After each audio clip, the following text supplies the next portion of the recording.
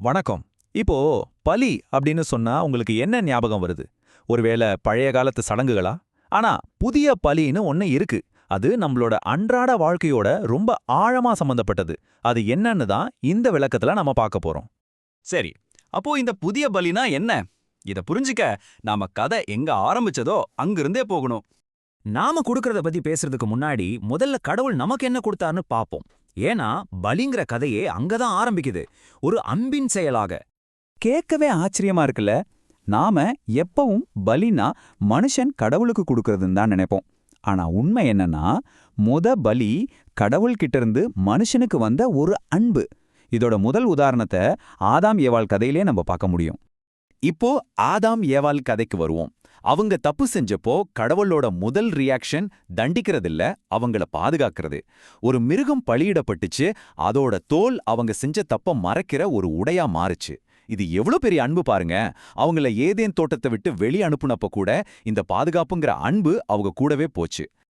Okay, கடவுள் இப்படி அன்பு காட்டிட்டாரு. இதுக்கு மனுஷங்களோட பதில் எப்படி இருந்துச்சு? அது நன்றியோட வடிவத்துல வெளிப்பட்டுச்சு. வாங்க நம்ம முன்னோர்கள் எப்படி நன்றி பலி செலுத்துனாங்கன்னு பார்க்கலாம். பாருங்களேன், காயின் ஆபேல்ல ஆரம்பிச்சு நோவா, ஆப்ரஹாம், மோசேன்னு இதுல ஒரு பேட்டர்ன் இருக்கு. ஒவ்வொரு பலிக்கும் பின்னாடியும் ஒரு காரணம். நோவா வெள்ளத்திலிருந்து தப்பிச்சதுக்கு நன்றி சொன்னார். ஆப்ரஹாம் போர்ல ஜெயிச்சதுக்கு நன்றி சொன்னார். மோசே ஒரு இராணுவ வெற்றிக்காக. இப்படி ஒவ்வொரு பலியுமே கடவுள் செஞ்ச ஒரு குறிப்பிட்ட ஆசீர்வாதத்துக்கு சொல்ற ஒரு தேங்க்யூ மாதிரி இருந்துச்சு. ஆனா நில்லுங்க, பலிங்கிறது வெறும் ஒரு சடங்கு மட்டும்தானா? இல்ல. வாங்க இன்னும் கொஞ்சம் ஆழமா போவோம். கடவுள் நாம என்ன குடுக்கறோம்னு மட்டும் பார்க்கறதில்ல, ஏன் குடுக்கறோம், எந்த மனசோட குடுக்கறோம்னு பார்க்கறார். இதுதான் இருதயத்தோட சோதனை. ஆபிரகாமோட கதையை யோசிச்சு பாருங்க. தன் ஒரே மகனான ஈசாக்க பலி கொடுக்க சொன்னப்போ அது உண்மையிலேயே ஈசாக்கோட உயிரை பத்தின சோதனையே இல்ல. அது ஆபிரகாமோட இருதயத்தை பத்தின சோதனை. கடவுள் மேல அவருக்கு இருந்த அன்பு, நம்பிக்கை எந்த அளவுக்கு ஆழமா இருக்குன்னு பார்க்கறதுக்காக வைக்கப்பட்ட ஒரு டெஸ்ட் அது. இத பாருங்களேன், ரொம்ப சிம்பிள். ஒரு பக்கம் செயல், இன்னொரு பக்கம் இருதயம். நீங்க என்ன குடுக்குறீங்கிறது ஒரு விஷயம், ஆனா அதை விட முக்கியம் நீங்க எப்படி குடுக்குறீங்கிறது. ஏதோ கடமைக்குன்னு தயக்கத்தோட குடுக்குறீங்களா, இல்ல முழு மனசோட விருப்பப்பட்டு குடுக்குறீங்களா, அன்புக்காக குடுக்குறீங்களா? இந்த இடத்துல தான் உண்மையான வித்தியாசம் இருக்கு.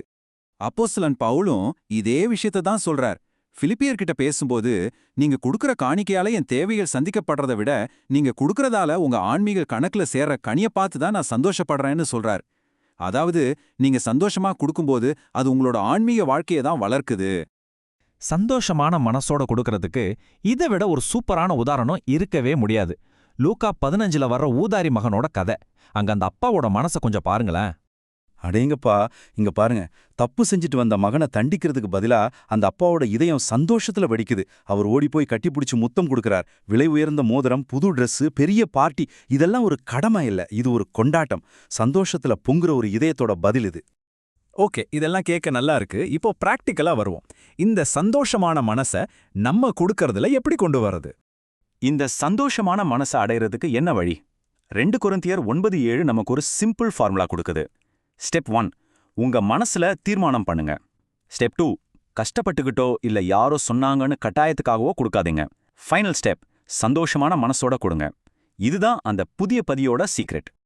ஏன்னா கடைசியில விஷயமே இதுதான். உற்சாகமாய் கொடுக்கிறவனிடத்தில் தேவன் பிரியமா இருக்கிறார். இதுதான் எல்லாத்துக்கும் சென்டர் பாயிண்ட். சரி, இப்போ இந்த பழைய காலத்து கொள்கைகளை நம்ம இன்னைய காலகட்டத்தோட கனெக்ட் பண்ணி பார்ப்போம். அப்போ இன்னைக்கு இருக்கிற புதிய பலிங்கிறது பலி பீடங்களை பத்தினது இல்ல, நம்ம மனப்பான்மையை பத்தினது.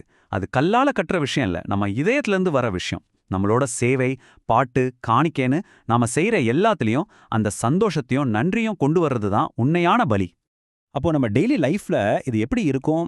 நாம பாடும்போது ஏதோ பழக்கத்தோஷத்துல பாடுறோமா, இல்ல உள்ள இருந்து வர்ற சந்தோஷத்துல பாடுறோமா?